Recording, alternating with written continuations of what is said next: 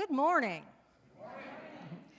My name is Debbie Rehart, and I look forward to sharing leadership of today's service with MarySebastian Summerstroh. Whoever you are, wherever you live, whomever you love, and however you may spend your days, you're welcome at the Unitarian Church of Harrisburg. We invite you to join us for coffee hour following this morning's service, either in person or online. I invite you to take this moment to hold our space here as sacred by silencing your electronic devices and preparing yourself to be present. Online or in person, we're grateful for this time together. You have chosen to bring yourself here to this sanctuary today to gather with others in a community of faith.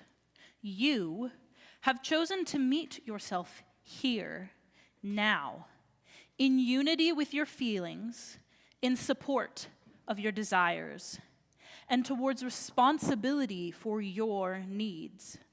You have been drawn here seeking connection and an answer for the unanswerable. Today, as you seek to find yourself, you may converge with profound internal love, wonder in the reverence for your true self, and honor the connection with the part of you that helps you to grow in the light of the divine.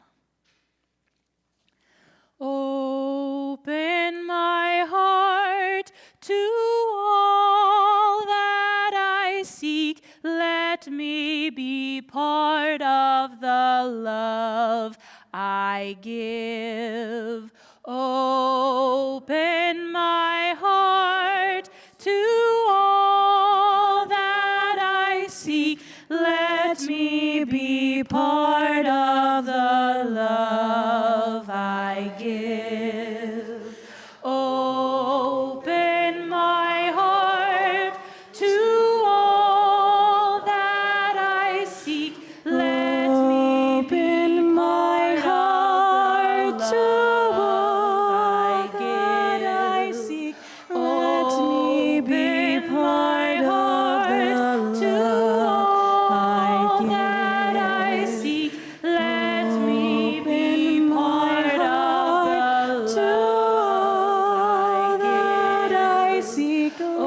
Let me be part of the love that I seek. Let me be part of the love that I seek. Open my heart to all that I seek. Let me be part of the love I give. Let me be part of the love I give. Each week, it is our tradition to light a chalice which casts a circle of light to hold us all. As we create anew the symbol of our shared faith, let us reflect on these words by Rumi.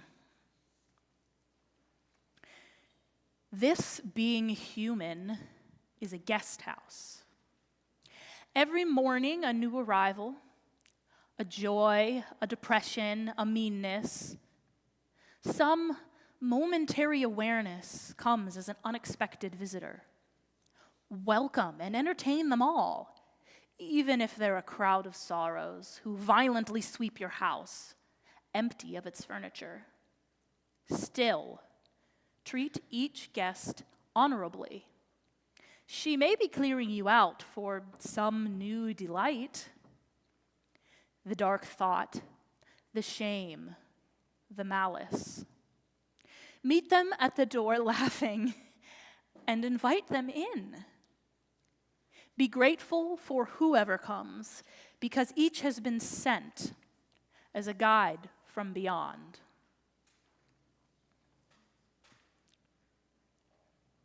We affirm our mission to encourage, equip, and empower, and we ask that you join in the affirmation of our covenant with one another.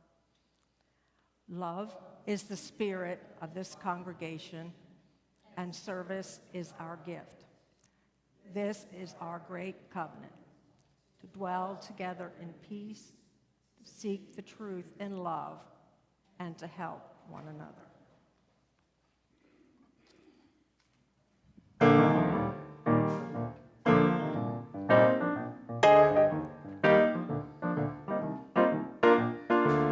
Slow down, you move too fast. You've got to make the morning last. Just kicking down the cobblestones, looking for fun and feeling groovy.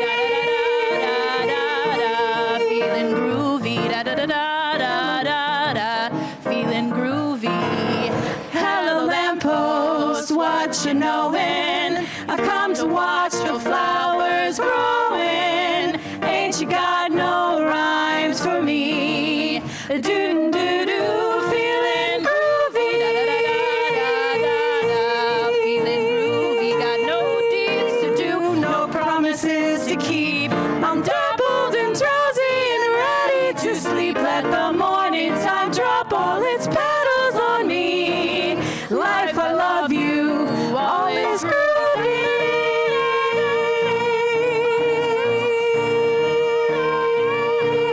Feeling groovy. Feeling groovy. Feeling groovy.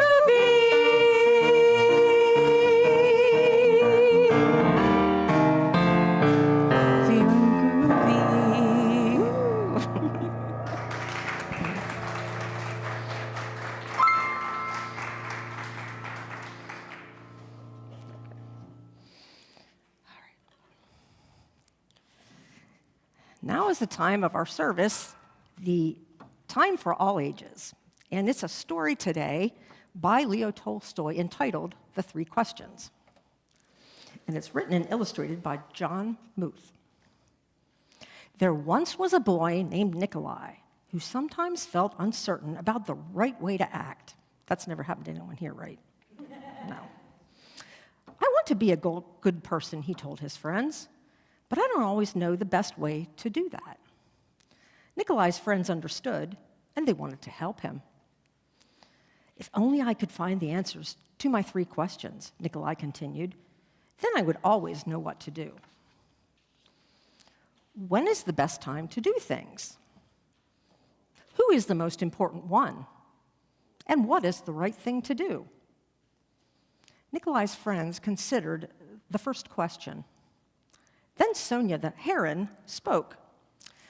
To know the best time to do things, one must plan in advance, she said. Gogol, the monkey, who had been rooting through some leaves to find something good to eat, said, you will know when to do things if you watch and pay close attention. Then Pushkin, the dog, rolled over and said, you can't pay attention to everything yourself. You need a pack to keep watch and help you decide when to do things. For example, Gogol, a coconut is about to fall on your head. Nikolai thought for a moment. Then he asked his second question. Who is the most important one? Those who are closest to heaven, said Sonia, circling up into the sky.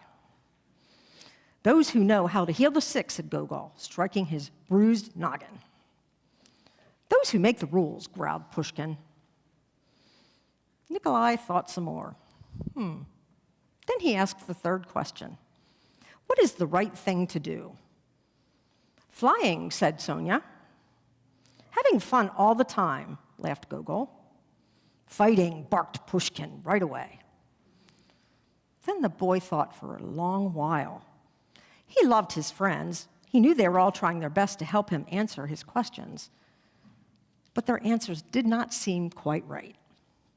Then an idea came to him. I will ask Leo the turtle. He has lived a very long time. Surely he will know the answers that I am looking for. So Nikolai hiked up the mountains where the old turtle lived all alone. When Nikolai arrived, he found Leo digging a garden. The turtle was old, and digging the garden was hard for him. I have 3 questions, and I have come to ask for your help," Nikolai said. "And when is the best time to do things? Who is the most important one? And what is the right thing to do?" Leo listened carefully, but he only smiled. Then he went on with his digging. "You must be tired," Nikolai said at last. "Let me help you." The turtle gave him the shovel and thanked him. And because it was easier for a young boy to dig than it was for an old turtle, Nikolai kept on digging until all the rows were finished. But just as he finished, the wind blew wildly and rain burst from darkened clouds. As they moved toward the cottage for shelter, Nikolai suddenly heard a cry for help. Running down the path, he found a panda whose leg had been injured by a fallen tree. Carefully, Nikolai carried her into Leo's house and made a splint for her with a stick of bamboo. The storm raged on, banging at the doors and windows. The panda woke up. "Where am I?" she said. "And where is my child?" The boy ran out of the cottage and down the path. The roar of the storm was deafening. Pushing against the howling wind and drenching rain, he ran further into the forest. There he found the panda's child, cold and shivering, on the ground. The little panda was wet and scared, but alive. Nikolai carried her inside and made her warm and dry. Then he laid her in her mother's arms. Leo smiled when he saw what the boy had done. The next morning, the sun was warm, the birds sang, and all was well with the world. The panda's leg was healing nicely, and she thanked Nikolai for saving her and her baby from the storm. At that moment, Sonia, Gogol, and Pushkin arrived to make sure everyone was all right. Nikolai felt great peace within himself. He had wonderful friends, and he had saved the panda and her child. But he also felt disappointed. He still had not found the answers to his 3 questions. So he asked Leo one more time. The old turtle looked at the boy. "But your questions have been answered," he said. "They have?" said the boy. "Yesterday, if you had not stayed to help me dig my garden, you wouldn't have heard the panda's cries for help in the storm. Therefore, the most important time was the time you spent digging the garden. The most important one at the moment was me, and the most important thing to do was help me with the garden. Later, when you found the injured panda, the most important time was the time you spent mending her leg and saving her child. The most important thing to do was to take care of them and make them safe. Remember then that there is only one important time, and that time is now. The most important one is always the one you are with. And the most important thing to do is to do good for the one who is standing at your side. For these, my dear boy, are the answers to what is important in this world. And this is why we are here." Now we are going to play some exit music for the children to go downstairs for RE.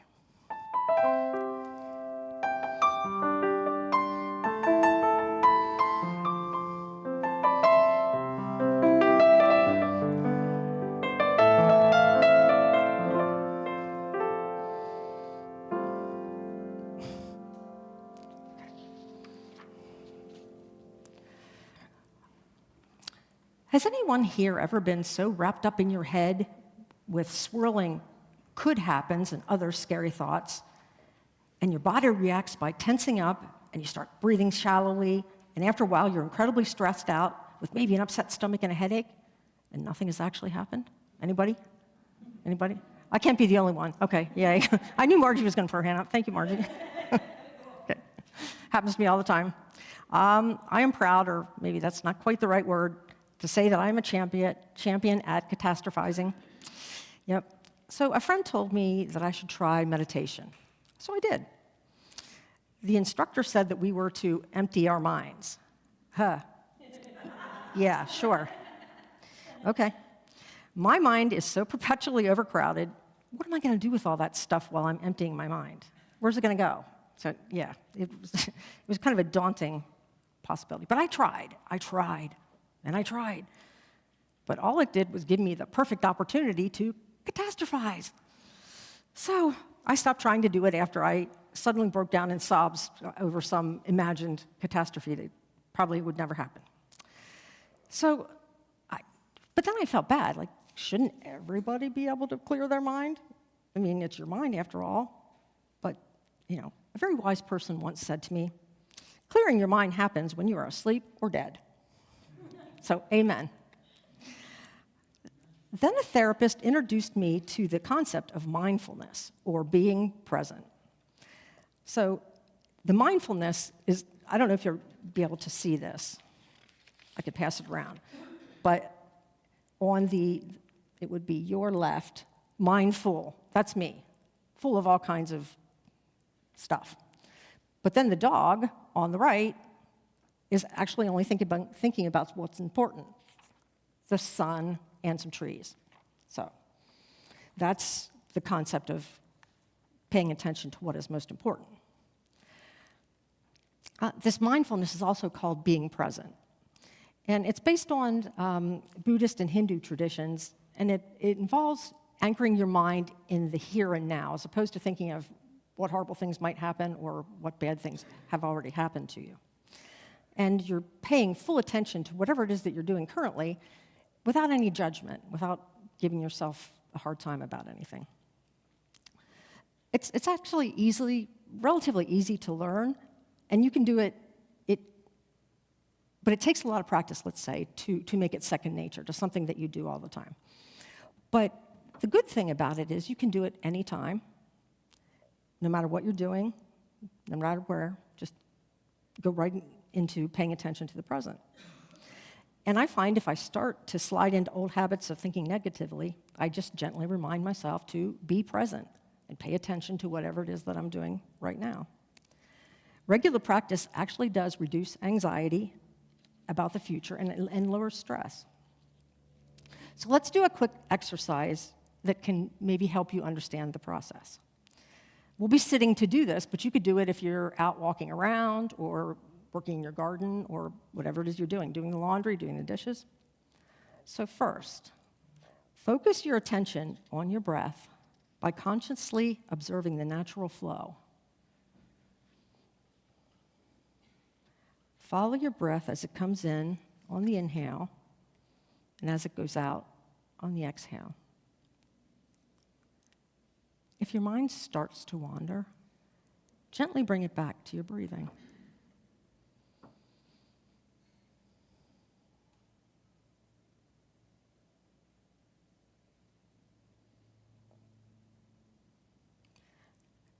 And while you're focusing on your breathing, look around and notice 3 things that you can see.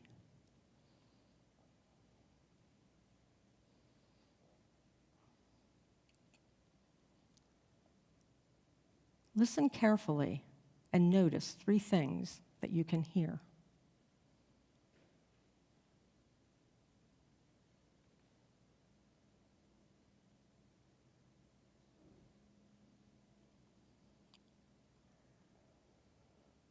Notice 3 things you can feel in contact with your body. Could be your feet on the floor, your clothing on your body, the sun on your face, well, probably not in here, the air against your skin, your back against the chair.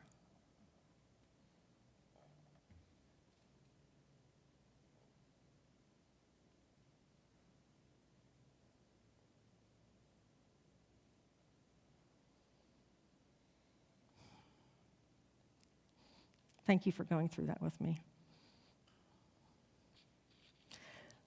My favorite place and activity to present being practice is in my garden, where I can revel in the here and now and see the flowers, plants, birds and bees, smell the various earthy scents, and feel the sun on my face and my feet on the ground, taste the fruits and vegetables, and hear the sound of the wind blowing through the trees and the song of the birds. course, there are sometimes less than soothing sounds, like my dog barking indignantly because he feels he's being ignored, or my overly chatty neighbor wanting to tell me the latest neighborhood gossip. But once these things are dealt with, I can go right back into the present and fully appreciate the experience and just let the stress melt away.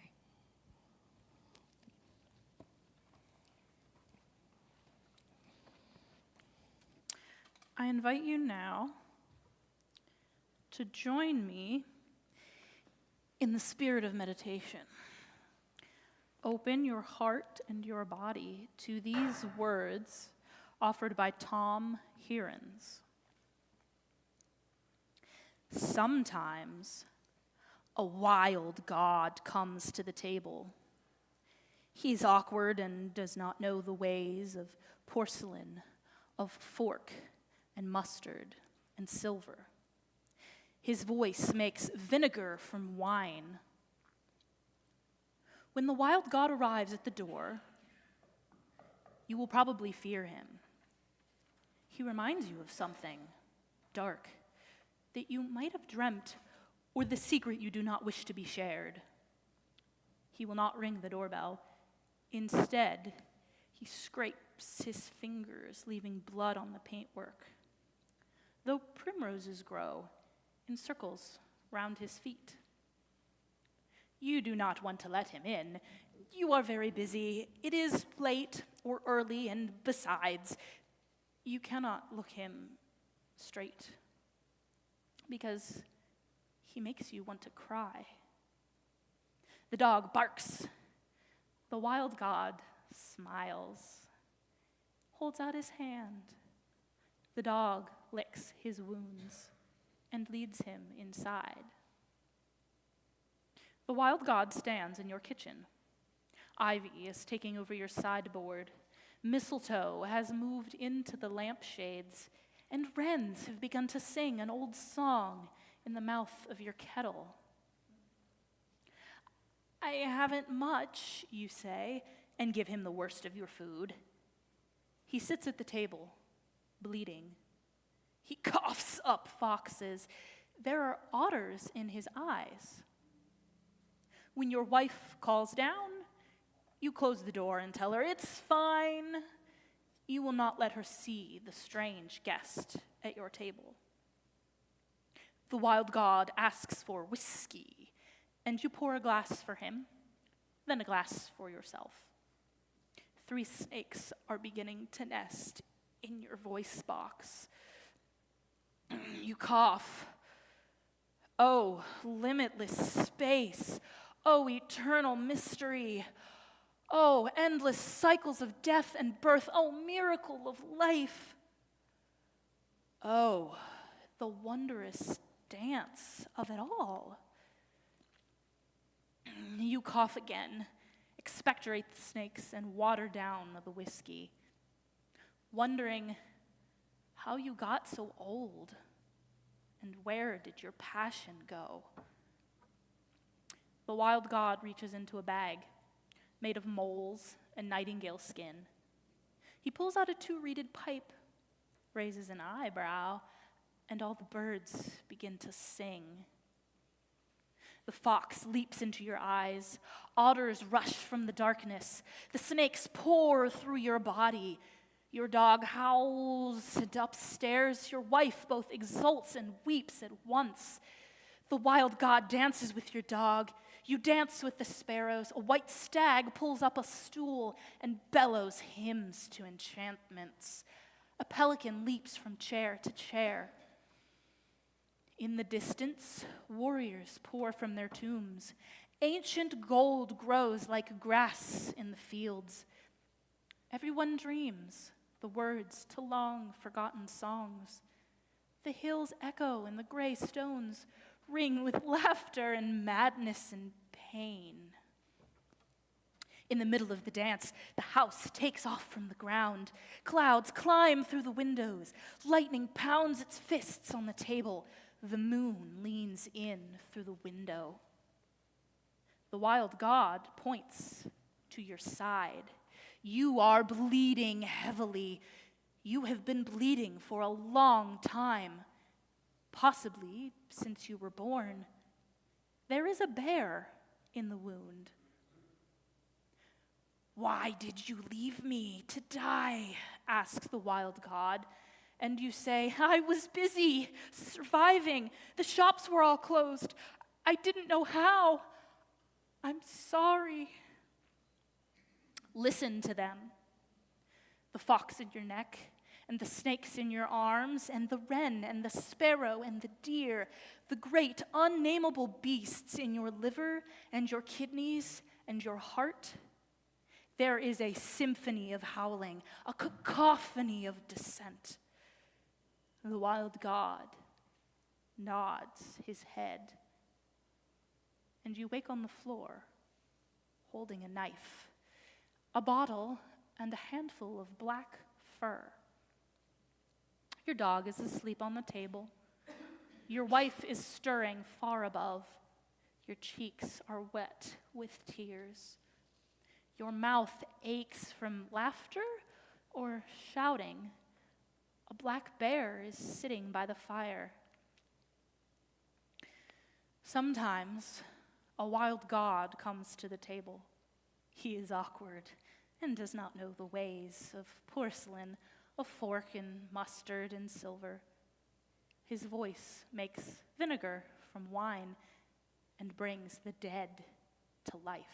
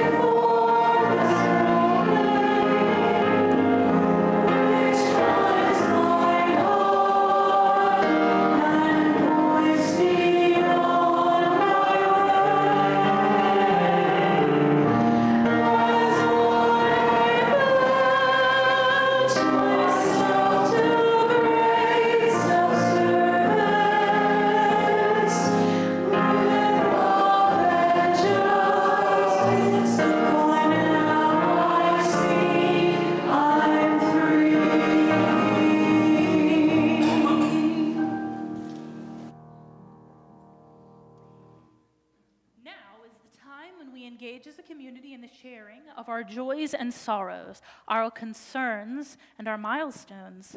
When we join together to hold each other in support and in celebration, we deepen our sense of interrelationship. We may find our sorrows eased and our joys magnified.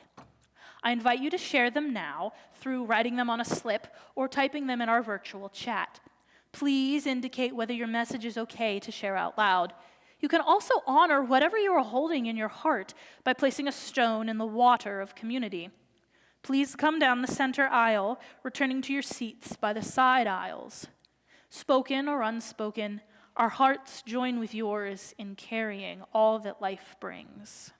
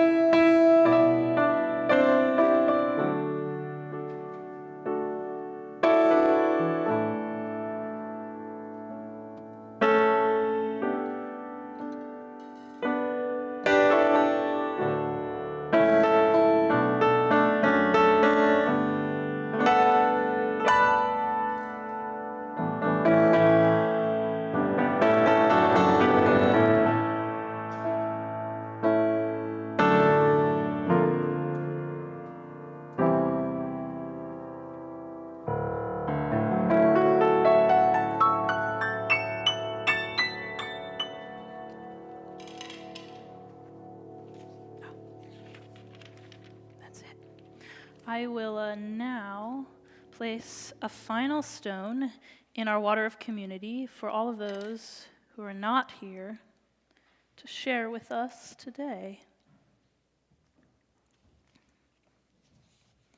All right, we have, I think, 2 online ones. We have something from Wenji. Wenji says, "A pleasure to be among you online spiritually. Happy Sunday, everyone. Be blessed." And Jim Kavanaugh has a joy. "Last Sunday, Nan and I were at All Souls Church UU in Washington, D.C., hearing our son, Rob, preach his first sermon since being away on sabbatical. We thought the sermon was excellent, and when he received a standing ovation, it was clear that the congregation did too." Jim also has a sorrow.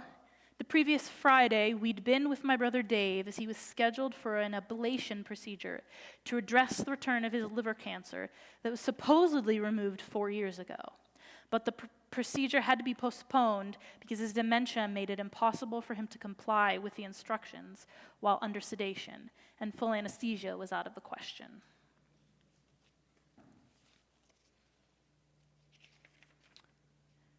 For all that has been shared, and those many concerns that we hold deep in our hearts and yet remain unspoken, we journey with each other in love.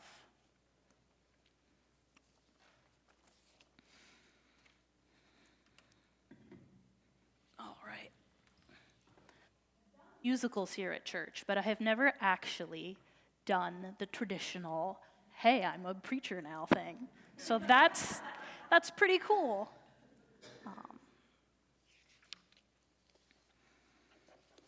If everyone could take the deepest breath you've ever taken in your entire life.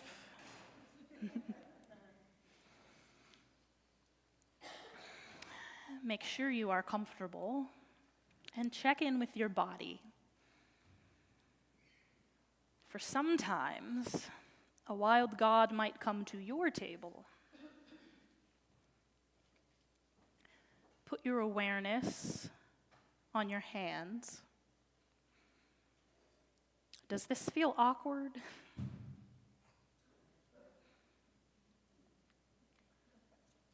Notice your feet. They do not know the ways of porcelain, or fork and mustard, or silver. Put your awareness on your skin, your blood, your arms, your legs. Let us now begin. Find your awareness, bring it to your chest, your heart, your stomach. You need not be perfect. By simply being, you are doing your best. Imagine yourself as a baby, maybe 1 year old. Do you remember what was most important to you before you were told, do this, don't do that, be quiet, don't move, flying isn't something that you can do?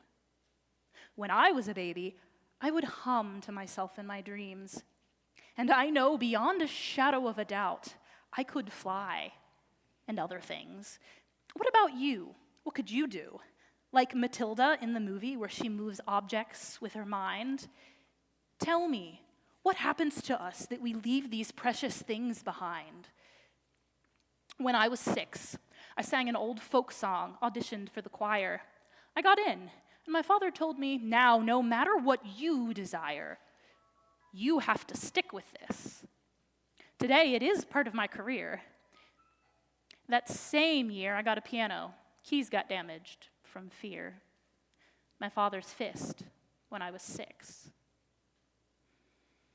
Bring to your body, right now, what joy fills your soul?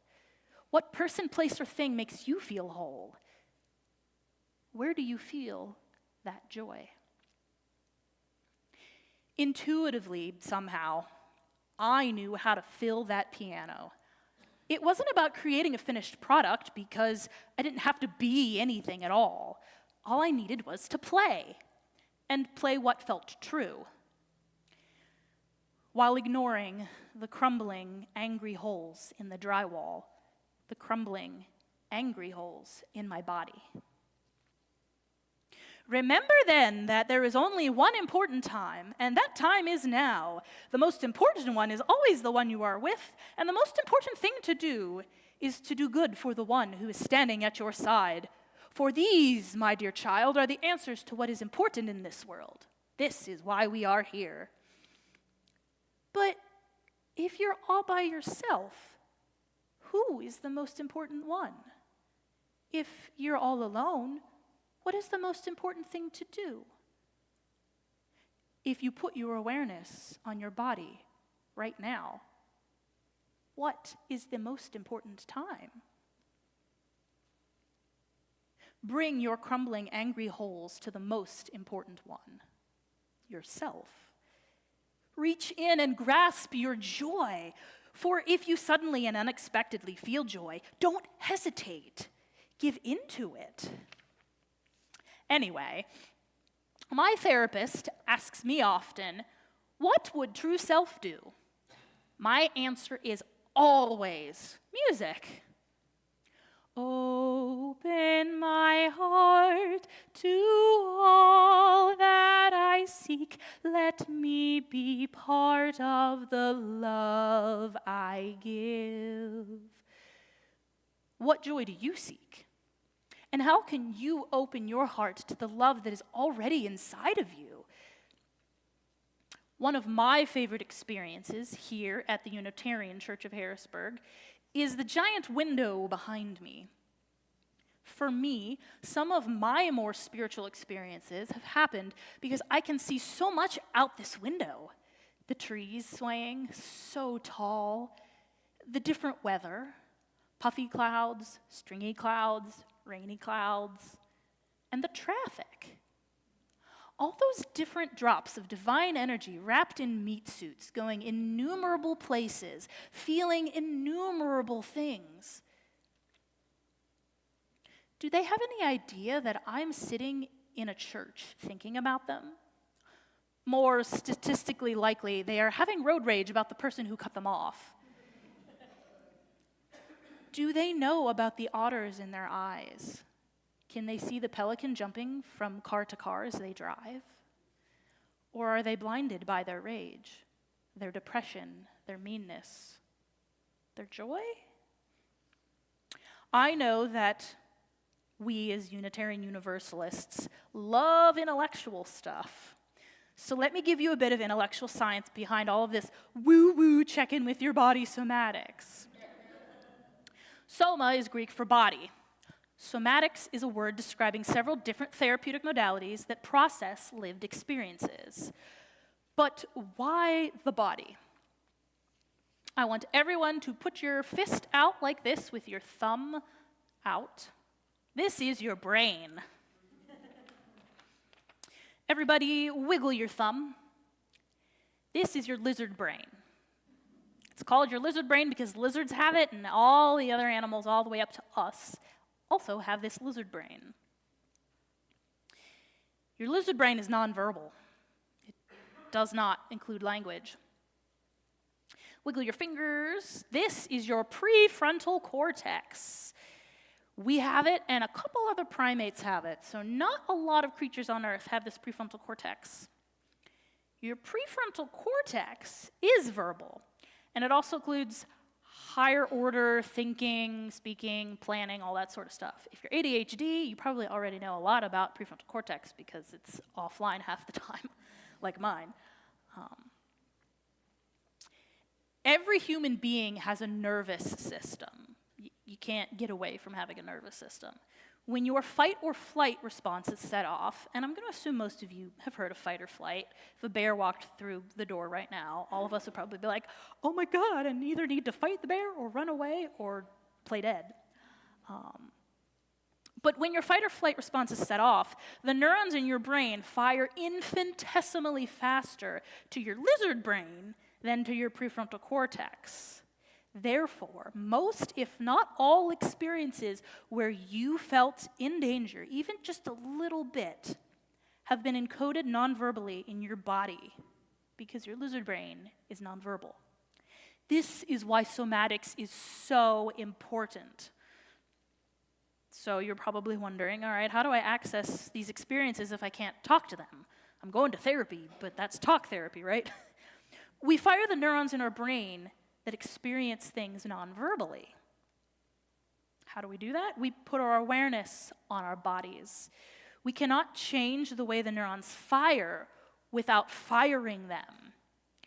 Memory is theorized to only occur when the neurons fire. It's not stored somewhere like in the movies. So we have to be in it to actually change it. Thursdays are my world don't bother me for any reason at all because I am going to be alone day. I spend Thursdays moving as best that I can from true self. This song that I have, the world didn't give it to me. This song that I have, the world didn't give it to me. This song that I have, no one gave it to me. The world didn't give it, and the world can't take it away. I don't always sing on Thursdays or make any music at all, but that's okay. True self is not always joyful, but when it is, in the past year, I've signed up for piano lessons, gotten back to taking voice lessons, and I'm in my 3rd year of producing, directing, and starring in a spiritual musical. I now am one, as here I join in singing. Be still, my soul, for I am on my side. Greet patiently and love this grief and pain. Leave to divine to order and provide. In every change, I faithful will remain to my true self, my best, my heavenly crown. Each wild God leads to a joyful now. When my wife and I bought a house 2 years ago, I knew immediately that my parents would want to give me a bunch of stuff that I had been keeping in their house. The thing I was most excited for, though, was my old piano. It arrived looking as decrepit as the 150 years it's been around. The piano mover happened to also be a piano tuner, and I paid him to come back a few weeks later to tune it. He told me then that the piano only had about a year or two left before it would no longer be able to be tuned. Even still, he fixed the keys that didn't work because of being hit with a fist, and I feel like I have part of my true self back with me now. A wild God I have chosen to invite in and to sit with, and to remember the things that I knew I could be when I was 6. The emotions I could feel before life got in the way. Who were you before you let your life get in the way? The most important time is now. The most important one is you. The right thing to do is to be good to the most important person, which is you. Ask yourself now. Take a moment. Put your awareness on your sense of self. What is your true self drawn to? What do the snakes in your arms and the foxes in your heart tell you is your joy? This week, as you remember my words, do that thing. Whatever your joy is, just frickin' do it. Be still, my soul, the hour and I am one. I here am now and forever divine. Here disappointment, grief, and fear are loved. Sorrow may sleep, love's purest joys realized. Now still, my soul, all change and tears are peace. All safe and blessed, now here we meet at last. Thank you.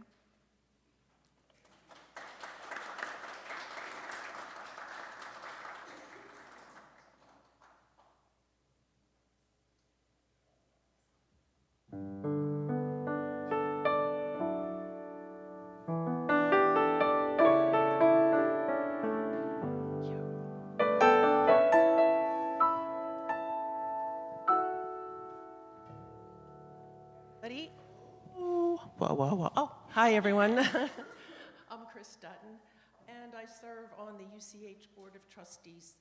I'm here to represent the important labor and leadership that our members offer to keep this congregation thriving. The Unitarian Church of Harrisburg is, as always, an intentionally gathered congregation of free-thinking, loving people. The church is created, sustained, and supported by us. Each week, we take up an offering where we ask each other to share money to support the church, but we also use half of this money to help a charity, which is doing important work to improve the world. This month, we are sharing with the LaGrone Scholarship Fund, The Oliver LeGrone Scholarship is awarded to an outstanding Harrisburg School District student each year. The program provides funding for undergraduate education and mentorship to students in need of such support to follow their dreams. In just a moment, the greeters will start passing offering plates around you. You can put cash or checks in the plate when it comes by. You can also donate online by scanning the QR code on the back of your order of service or by visiting uchbg.org and scroll to the bottom of the page for options. Your financial support and commitment matter. Please consider giving what you are able. Thank you.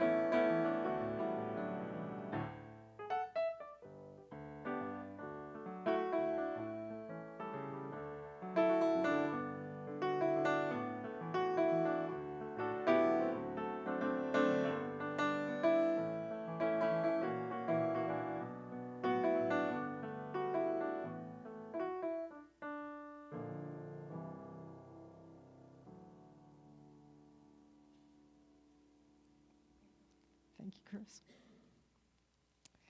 This reading is entitled Don't Hesitate, and it's by Mary Oliver. If you suddenly and unexpectedly feel joy, don't hesitate. There are plenty of lives and whole towns destroyed or about to be.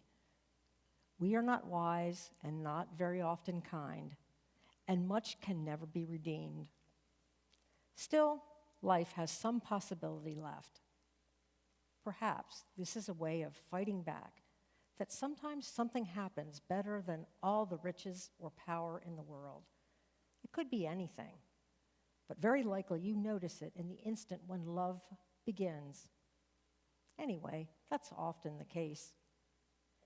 Whatever it is, don't be afraid of its plenty. Joy is not made to be a crumb.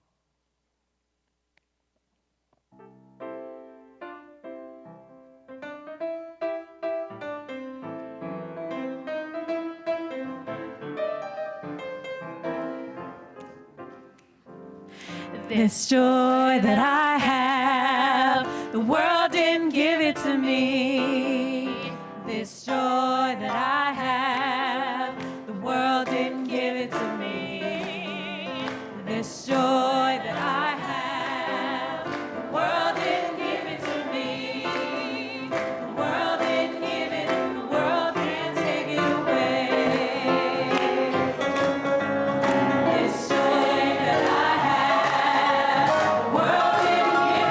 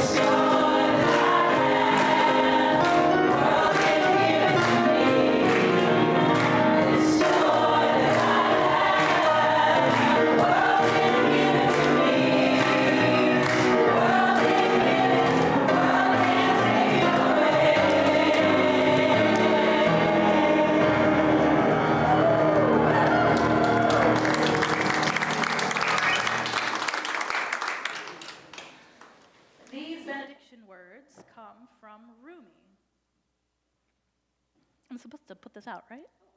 Okay. Even if from the sky poison rain falls on all of us, I am still sweetness, wrapped in sweetness, wrapped in sweetness. Go and follow your joy.